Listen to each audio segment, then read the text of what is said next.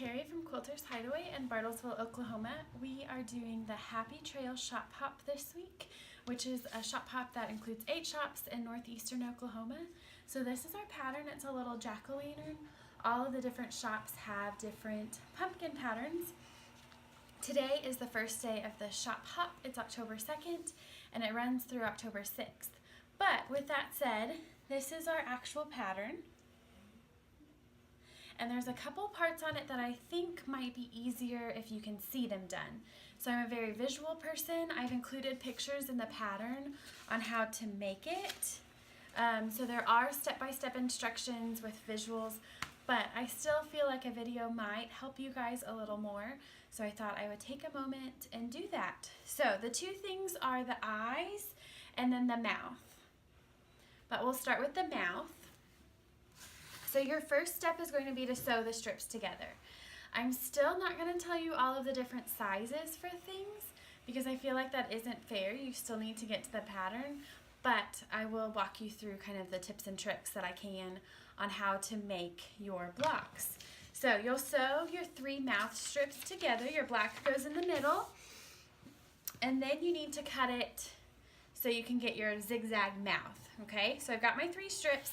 The easiest way to cut it is going to be with a square ruler. This is a 10.5-inch creative grid ruler, but a 6.5 or anything larger than a 4 would probably work best. All right, guys, so I'm going to show you how to cut these 4 mouth pieces real quick, and then we'll work on the eyes next.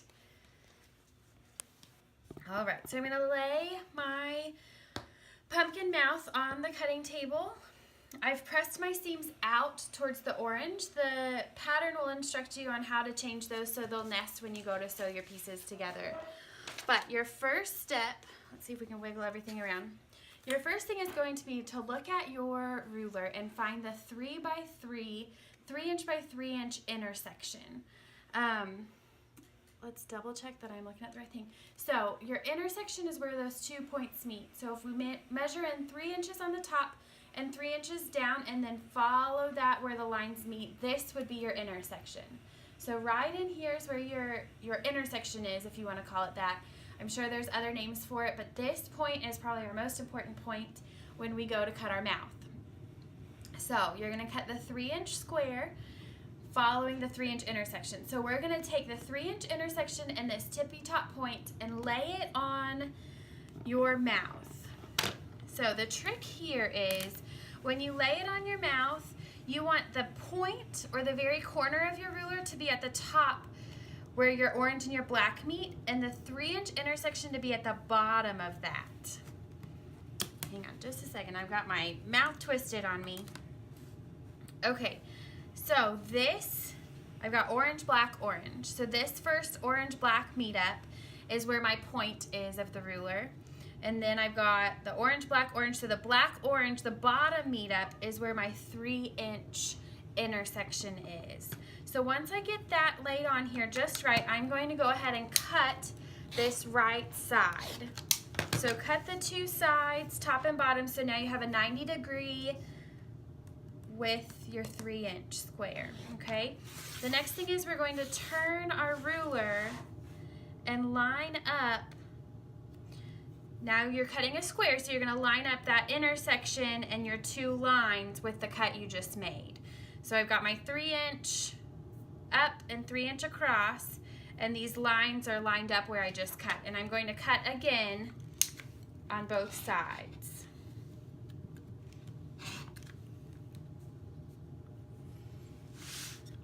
Let's twist this mat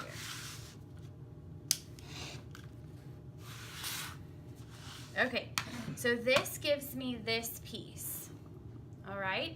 So now it kind of looks funny. You've got this line down the middle of it, but where the black meets up here is opposite where the black meets down here, okay? So this is going to create our zigzag.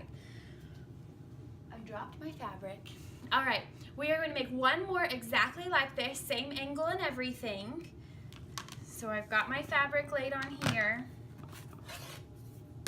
So earlier, if you remember, the point of our 10.5-inch square or our square ruler, remember you can use any side, was at the top meetup where the orange and the black meet, and the 3-inch intersection was at the bottom. So right here is kind of that bottom seam. My 3-inch intersection is at the bottom, lined up just right with where the black and the orange meet. And then my point is lined up with this top. I'm going to go ahead and cut these two sides again. There we go. And then if you want, you can flip your fabric around to get that other cut. It makes it just a little bit easier instead of trying to fight cutting on your head or something. So again, I line up the two 3-inch lines. All I'm trying to do is cut a 3-inch square. And I'm going to cut over and across. So now I have two identical squares. These are the same angle, so if I laid them side by side or if I tried to twist them around, I couldn't get my mouth to be quite right. So now we want to do two opposite of this angle. All right, so the way we're going to do that is I'm going to lay my fabric down just as I've been cutting it. Now, instead of the 1 and 1 being on the top of the intersection where the orange and black meet, I'm going to put it on the bottom. So now I've got the orange, black, orange. The black and orange are meeting at the bottom, and I'm going to go ahead and lay my ruler where the point is on the bottom, and then my 3-inch intersection where those two 3-inch lines meet is now at the top where the orange meets the black, and I'll cut the right side. If you want, double check it by laying your previous square on top, and you'll see that it's different. So the black lines are meeting up on a different side than what we cut prior. So now that my point is on the bottom of the orange and black intersection, orange and black meet up, and my 3-inch intersection is on the top as shown, we'll go ahead and cut these two sides here. And then if we want, we'll flip it around to make it a little easier. Lay it flat. Line up like you're going to cut a 3-inch square and cut again. All right, so this is the square that I just got. All right, if I pull my previous black, you'll notice that the direction of your line is opposite. And so when I set these together, it'll create part of the zig or the zag for your mouth. And so you would then just sew this seam and open it up, and you would have 1/2 of your mouth done. All right, so we'll just go ahead and cut our second one. So remember, this time our point of our ruler is at the bottom and our 3-inch intersection is on the top. And again, in the pattern you have visuals on exactly what that looks like, but I thought the video might help just a little bit. And I'm going to turn it around and cut this side.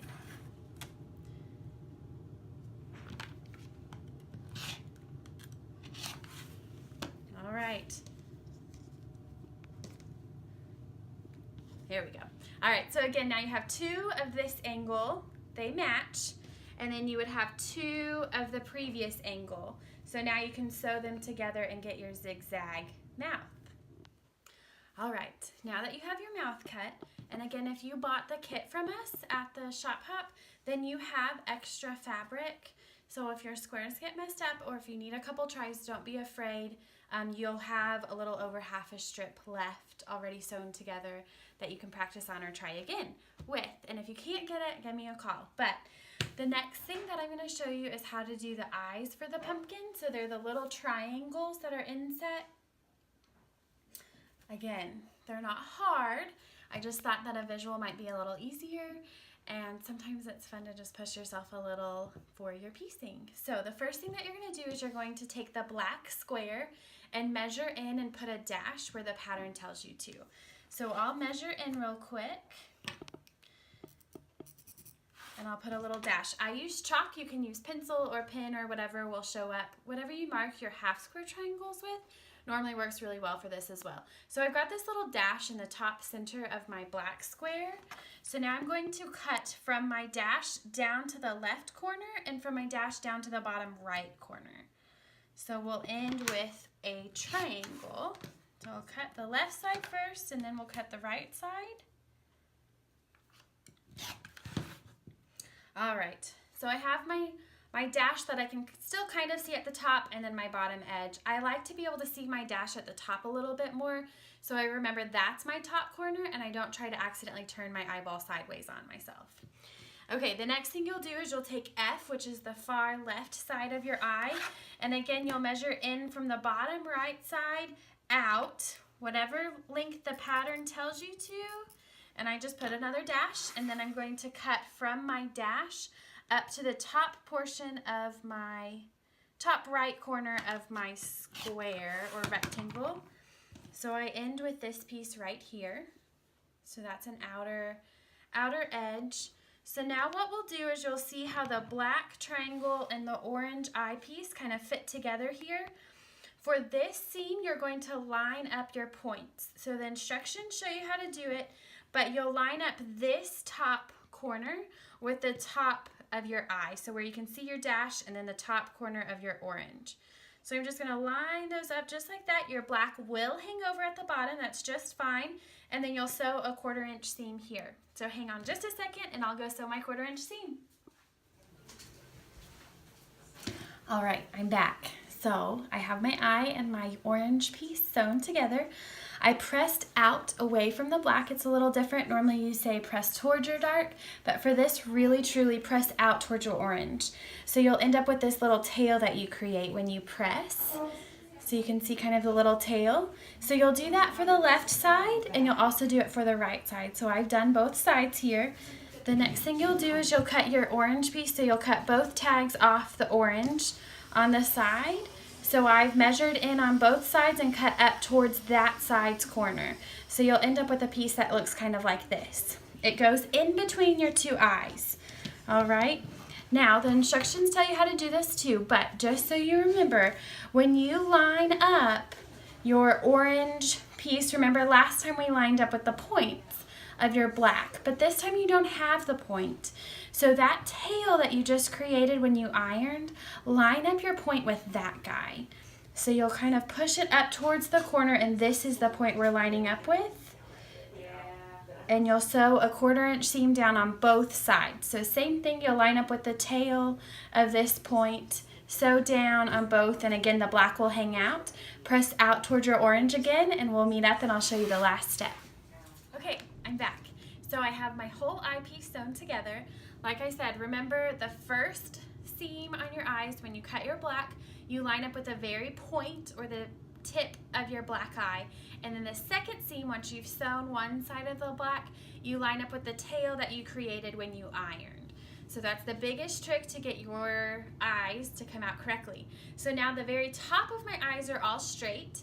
They might be just a smidge off, you can trim that, but see how the bottom hangs out below? That's okay. I gave you enough fabric to make sure we could get our eyes and that you could kind of keep your eye point. So right in here you have a 1/4 inch seam allowance. So when you sew that into your pumpkin, you still have a pointy eye. So all you'll do now is you'll lay your ruler down and you'll just trim off the bottom of your eyes. And now it's all straight and you're ready to sew this into your block. So we went over the eyes and we went over the mouth. The rest of it is pretty straightforward. There's a couple snowballs for your corners and then your top. If you can get your eyes done, then you can definitely get your stem of your pumpkin done without a problem. But as always, let me know if you have questions. Otherwise, you finished your jack-o'-lantern block.